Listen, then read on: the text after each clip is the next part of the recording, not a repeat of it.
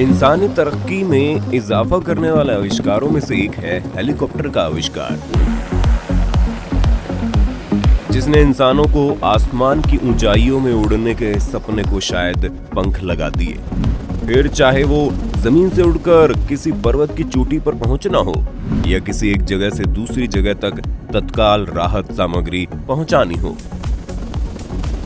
Helicopter का इस्तेमाल आज के दौर में बेहद आम हो चुका है। कभी रईसों का स्टेटस सिंबल बनने वाले तो कभी देश की सुरक्षा में अहम भूमिका निभाने वाले हेलीकॉप्टर्स सही मायनों में आज के समय की मांग है। लेकिन सोचने वाली बात यह है कि यही हेलीकॉप्टर जो अक्सर किसी एक्सीडेंट के टाइम पर रेस्क्यू के लिए भेजे जाते हैं, वो भी कभी कभी कैसे क्रैश कर जाते हैं। आखिर ऐसी क्या परिस्थितियां और कारण होते हैं जिस वजह से ये हेलीकॉप्टर क्रैश करते हैं।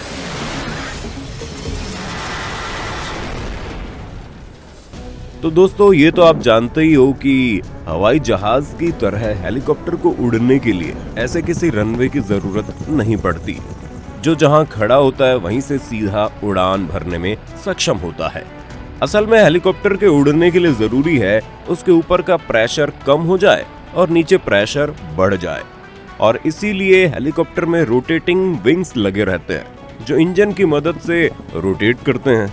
हेलीकॉप्टर के इन पत्तियों की शेप कुछ यूं होती है कि ऊपर के हिस्से पर एक कर्व नुमा उभार होता है, जिससे जब ये पत्तियां रोटेट करती है तो ऊपर की हवा का सारा प्रेशर नीचे चला जाता है।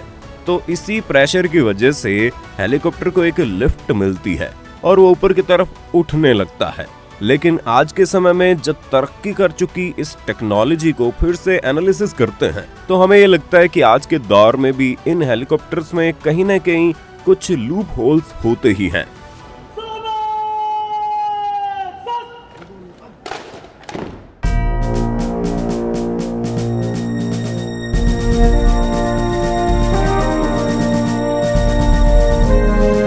दोस्तों, आज पूरा देश जब अपने सबसे जांबाज सेनाधिकारी सीडीएस बिपिन रावत को इसी हेलीकॉप्टर क्रैश में खो चुका है, तो ये सवाल तो उठता ही है कि क्या कारण है कि ये हेलीकॉप्टर क्रैश कर जाते हैं। देखा जाए तो हेलीकॉप्टर के क्रैश करने की संभावना मुख्य तौर पर तभी हो सकती है जब या तो मौसम खराब हो और बहुत ज्यादा धुंध हो, जिस वजह से या तो पायलट को सामने दिखाई ना दे या फिर एटमॉस्फेरिक प्रेशर बिगड़ने के कारण डिसबैलेंस हो जाए और वो गिरकर क्रैश कर जाए। इसके अलावा हेलीकॉप्टर क्रैश की जो अगली वजह है वो ये भी हो सकती है कि हेलीकॉप्टर में लगी पत्तियों में किसी तरह की कोई खामी आ जाए या फिर उनके रोटेटिंग एक्सिस पर कुछ ऐसा फंस जाए जिस वजह से उन्हें रोटेट होने में दिक्कत होने लगे। ऐसे हालातों में पहले तो ये होगा कि इंजन के ज्यादा पावर लगाने के बाद भी वो पावर विंग्स के द्वारा एब्जॉर्ब नहीं होगा और उसके न रोटेट करने के कारण सारी एनर्जी रोटेशनल एनर्जी में न बदलकर हीट में बदल जाएगी और जल्दी उसमें आग लग जाएगी। और एक बार जब आग लग गई तो उसके बाद तो हेलीकॉप्टर का क्रैश होना लगभग तय ही होता है। वहीं इसके अलावा अन्य कारणों को अगर देखें तो इंजन फेल भी एक बड़ा कारण होता है।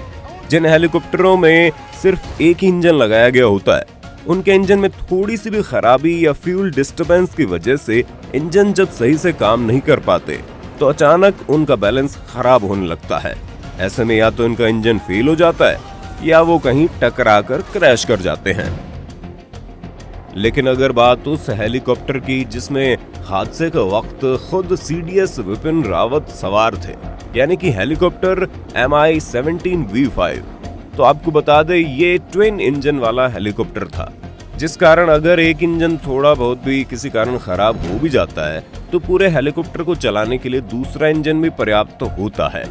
लेकिन आज जब ऐसे ट्विन इंजन हेलीकॉप्टर भी क्रैश कर जाते हैं तो इसके पीछे की वजह इंजन फेलियर ही बताई जाती है, और ये तभी संभव है जब हेलीकॉप्टर के दोनों इंजन एक साथ खराब हो जाएं।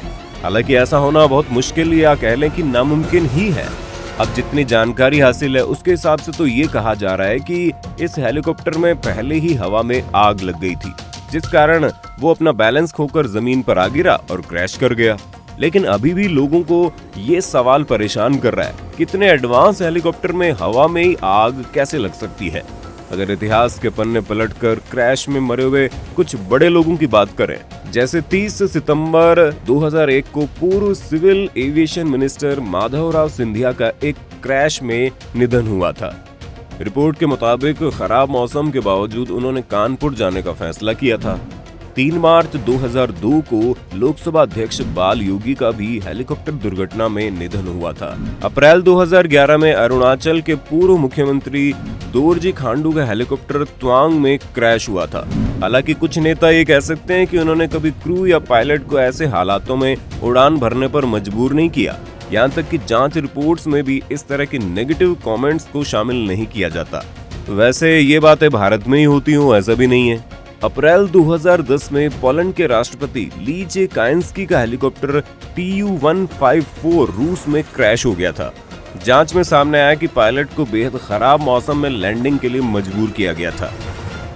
खैर, आज विपिन रावत के हेलीकॉप्टर क्रैश के बाद देश के सबसे बेहतरीन टेक्नोलॉजी वाले हेलीकॉप्टरों पर उंगली उठना शुरू हो गई है और वो कहीं ना कहीं सरकार में बैठे हुए लोगों की नींद जरूर उड़ाएगी, क्योंकि यही वो हेलीकॉप्टर भी है जिससे देश के प्रधानमंत्री भी उड़ान भरते हैं। ऐसे में सवाल उठना तो लाजमी है। बता दें कि आर्मी की तरफ से कई बार सरकार से हाई एल्टीट्यूड वाले हाई टेक्नोलॉजी हेलीकॉप्टर्स की डिमांड की जा चुकी है, लेकिन सरकार ने उस पर अब तक कोई खास काम नहीं किया है, जिस कारण से आज भी देश के जवान उन्हीं हेलीकॉप्टरों को उनकी क्षमता से ज्यादा इस्तेमाल में लाकर अपनी जान जोखिम में डालकर उड़ान भरते हैं और देश की रक्षा के लिए अपनी जान तक दे देते हैं। ऐसे में सरकार को इस विषय में गंभीरता से विचार करना चाहिए। साथ ही आप सभी भी देश के CDS विपिन रावत, उनकी पत्नी और साथ में शहीद हुए 12 अन्य जवानों की आत्मा की शांति के लिए प्रार्थना करें। अगर आपको हमारी ये जानकारी पसंद आई हो तो हमारे चैनल को सब्सक्राइब कर लीजिए और इस वीडियो को और लोगों में शेयर जरूर कर देना। अगर ये वीडियो आप फेसबुक पर देख रहे हैं तो हमारे फेसबुक पेज को फॉलो कर लीजिए। फिलहाल के लिए बस इतना ही। जल्द लौटेंगे एक नए वीडियो के साथ। आपका बहुत बहुत शुक्रिया।